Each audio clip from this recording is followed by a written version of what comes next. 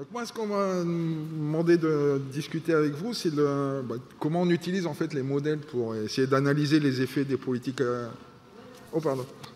Ouais, ça m'arrange. Et du coup, ouais, c'est en gros de discuter un petit peu de comment on essaye d'améliorer les modèles qui sont utilisés. On a beaucoup parlé de politique publique ce matin. Comment on essaie d'améliorer les modèles qui sont utilisés pour évaluer les réformes de la politique agricole commune en particulier, quoi. Donc moi, je viens de l'unité de Rennes, donc qui a une longue tradition dans l'analyse des réformes de la PAC. Donc je salue Louis Mahé, mais il n'est plus là, mais il était là tout à l'heure, et donc, qui a été professeur quand moi j'étais étudiant à Rennes.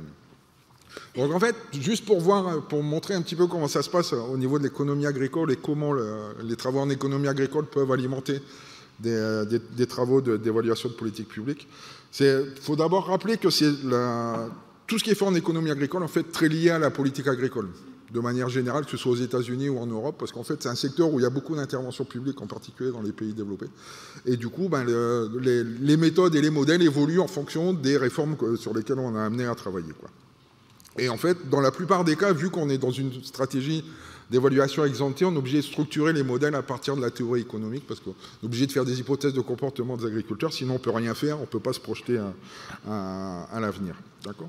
Alors évidemment, on a aussi parlé de données, de méthodes aussi ce matin, et il y a toujours un compromis à trouver entre ce qu'on nous demande d'une part les politiques publiques, les décideurs publics, et ce que nous on est capable de fournir, soit en termes de méthodos, de capacité d'estimation, de conception de modèles, mais aussi de données, quoi. Et du coup, on est toujours un petit peu à essayer de trouver la meilleure combinaison de tout ce qu'on a pour essayer de fournir des bonnes réponses. Alors, juste un petit point de méthodos. Jusqu'au début des années 2000, alors quand j'étais petit, hein, la théorie économique autour de la théorie agricole était très marquée par vraiment la théorie, quoi. En gros, il fallait qu'on ait des modèles qui soient plus proches de la théorie, enfin qui soient proches de la théorie économique. Ils devaient être plus proches de la théorie économique en fait que de la réalité d'une certaine manière. Et du coup, ça a changé. Ça a changé en particulier avec la révolution sur les données. Et ça, c'est bien. Du coup, on a eu des modèles, des manières d'aborder la question qui étaient beaucoup plus proches des données après. Donc, on a fait beaucoup plus d'économétrie, la microéconométrie en particulier. On a été aidé par l'évolution de la microéconométrie structurelle. Et ensuite, il y a eu une révolution un petit peu avec les méthodes expérimentales qui sont arrivées derrière, quoi. Donc moi, je vais vous parler essentiellement d'économétrie de ce point de vue-là. Et les données, bon, même si on râle toujours, hein, on n'a jamais assez de données, d'assez bonnes données et tout ça, on a quand même des meilleures données qu'avant, parce qu'avant, les économistes agricoles travaillaient que sur des données macro. Maintenant, on peut quand même travailler sur des données micro, même si elles ne sont pas assez précises, il n'y a jamais ce qu'on veut. Et du coup, vraiment, on s'en accommode. Alors, pourquoi ça évolue, les questionnements évoluent avec l'évolution de la politique? Avant 92, avant la réforme McCharry, quoi, en gros, l'idée c'était comment on maîtrise l'offre agricole, parce qu'on était, en tout cas en Europe, on était sur une période de surproduction.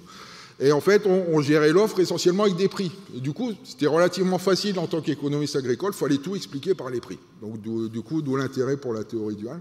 Après, arrivée la réforme McCharry, qui est de dire, maintenant on va essayer de gérer l'offre, on va mettre des quotas sur la production, des set-aside et tout ça. Et puis, on va mettre des aides aux cultures. Et là, on était un petit peu coincé au niveau macro, parce que du coup, il fallait rentrer un petit peu plus dans la tambouille des modèles, et du coup, travailler sur les assolements. Et c'est là qu'on a commencé à travailler sur les assolements, sur ces questions-là. Et là, on a commencé à utiliser le RICA de manière massive. Parce que du coup, c'était intéressant, parce qu'on avait des données de ce point de vue-là. Alors, il y a deux types d'approches qui ont été faites là-dessus. Il y a les gens qui travaillent sur l'économétrie, donc qui essayaient en gros d'estimer des modèles où on expliquait les choix des agriculteurs avec les prix, les aides et tout ça, en essayant d'être plus ou moins raccord avec la théorie. Et puis il y a les gens qui disent, non, si on veut faire vraiment de la vraie prospective pour essayer d'expliquer ce qui va se passer si on fait telle ou telle réforme, il faut être beaucoup plus proactif dans la manière de concevoir les modèles. Et en fait, c'est là qu'est arrivé tous les gros modèles de programmation mathématique. Donc là, il y a Pierre Alain, qui est représentant de Arropage, qui a développé Arropage avec toute une flopée de thésards, de CDD et tout ça, qui a formé tout un tas d'économies de la production agricole dans le département. Il y a, pour les plus connus, c'est Capri, par exemple, qui a été fait à Bonn et qui est utilisé beaucoup, par exemple, qui a été beaucoup utilisé pour l'évaluation du Green Deal cette année. D'accord ? Et puis, il y a quelques petits modèles qui ont été faits, par exemple, à Rennes. Et il y a Camel qui a contribué au développement beaucoup de IFM Cap au JRC à Séville. Alors, Maintenant, ce que je vais faire, c'est que je vais comparer, en gros, les modèles de l'économétrie par rapport au modèle de la programmation mathématique. Et en fait, ce qui compte, c'est le carré qui est en haut à droite. D'accord? Et en gros, si on regarde l'économétrie, le gros avantage, c'est qu'on a des paramètres, on estime les paramètres des modèles. D'accord? C'est-à-dire qu'on essaie d'ajuster, en fait, les paramètres des modèles de prédiction ou des modèles de simulation par rapport en estimant les paramètres de comportement des agriculteurs par rapport à ce qu'on a observé dans le passé. D'accord? Ceci dit, ces modèles-là, en général, ils avaient beaucoup de limites, parce que vu qu'on doit les estimer, on ne peut pas faire des modèles très compliqués, sinon ça devient compliqué à estimer, quoi. En particulier, on faisait des grosses hypothèses sur l'homogénéité des exploitations, on mettait des paramètres fixes parce que c'était beaucoup plus simple. On avait un problème d'assolement nul. Alors, je vous expliquerai après, parce que ça fait toujours marrer les gens, les assolements nuls. Je dis, pourquoi c'est compliqué à gérer, ces trucs-là? Je vous expliquerai un petit peu après, et comment on a fait pour essayer de faire ça. Et ensuite, l'idée, c'est que, vu qu'on n'a pas des modèles très compliqués en économétrie, oula, ça va aller vite. Et du coup, l'idée, c'est que, vu que les modèles sont simples, on ne peut pas simuler des modèles compliqués, quoi. Enfin, on ne peut pas simuler des effets compliqués, ce qui veut dire que, en gros, l'économétrie, les modèles économétriques ne servaient pas à grand-chose. Sauf à fournir des élasticités pour les modèles de programmation mathématique, grosso modo, quoi, et à étudier quelques points particuliers. Et du coup, le projet qu'on a eu par rapport à ces questions-là, c'était de dire, on va essayer de faire des modèles économétriques qui ont à peu près la même tête que les gros modèles de programmation mathématique, en particulier ceux de la programmation mathématique positive. Et du coup, on va essayer de les estimer. D'accord? Et du coup, il y avait plusieurs challenges qu'on avait à relever là-dessus. C'était le choix des formes fonctionnelles, en particulier sur les choix d'assolement. Et là, on a d'abord travaillé sur des modèles de type programmation mathématique positive. En gros, c'est des modèles de programmation quadratique. Et on s'est aperçu qu'on allait coincer au niveau justement des assolements nuls. Et c'est pour ça qu'on a travaillé sur d'autres modèles de type qui étaient plus inspirés des modèles de choix discrets, un peu ce que fait Raja par exemple.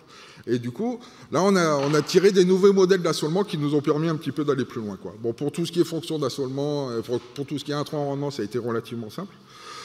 Ensuite, ce qu'on a fait, le deuxième truc qu'on a vraiment amélioré, qui a intéressé la communauté des gens qui font des modèles de programmation mathématique, c'est qu'on a mis des paramètres aléatoires dans les modèles. C'est-à-dire qu'on cherchait plus, on n'avait plus de paramètres fixes, on a essayé de mettre le maximum de paramètres aléatoires spécifiques de la ferme et d'estimer leur distribution à partir des données qu'on avait.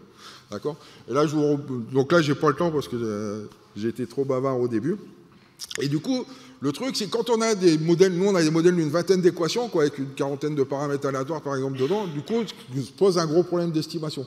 Et du coup, c'est là qu'on a été obligé de sortir un peu de l'économétrie, parce que les économètres, dans ces conditions-là, ils utilisent maximum de vraisemblance simulée, et nous, ça coinçait, parce que le problème d'estimation est trop gros, le problème d'optimisation est trop gros. Du coup, on est parti en stats. On allait voir ce qu'ils faisaient en stats computationnels, on a trouvé des solutions. Donc avec l'équipe qu'on avait, on est 3-4 à travailler là-dessus. Et du coup, on a réussi à trouver des solutions là-dessus. Et le gros avantage qu'on avait, une fois qu'on était capable d'estimer les paramètres de la distribution des paramètres aléatoires du modèle, on était capable de calibrer en fait des modèles de simulation en estimant pour chacune des exploitations de notre échantillon le paquet de paramètres qui lui correspond. En gros, l'idée, c'est, avec le modèle qu'on avait, la logique, c'est dis-moi ce que tu fais, je te dirai qui tu es, quoi, à peu près.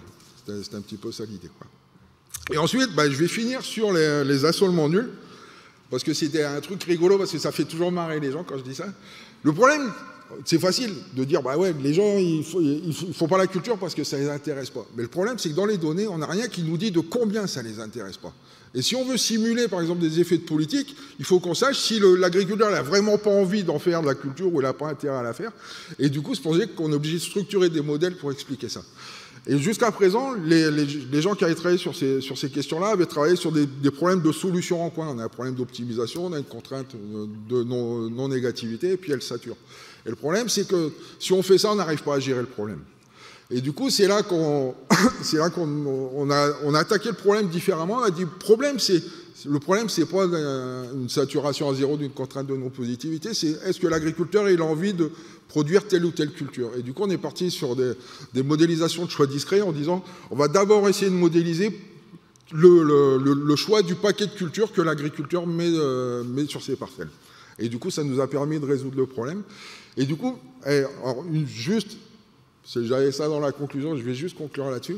Ce qui a été important, c'est qu'ici, on a été obligé de combiner plein de compétences D'accord, en particulier, on allait chercher des gens en stats computationnel, on a discuté pas mal avec des agronomes sur ces questions-là.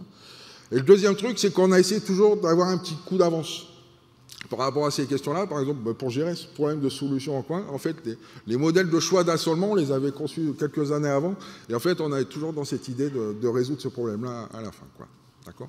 Alors juste, pour finir, on a réussi à publier quelques trucs avec ce machin-là, et surtout, là, un truc qui est intéressant pour nous, c'est que maintenant, on arrive à discuter avec les gens de la communauté des modèles de programmation. D'accord. On a été sollicité par les gens de Bonn, ou je discute même avec Pierre Alain maintenant, pour essayer de travailler autour de ces questions-là, et ça les intéresse. Oh, c'est une maladresse, pardon. Voilà, j'ai fini.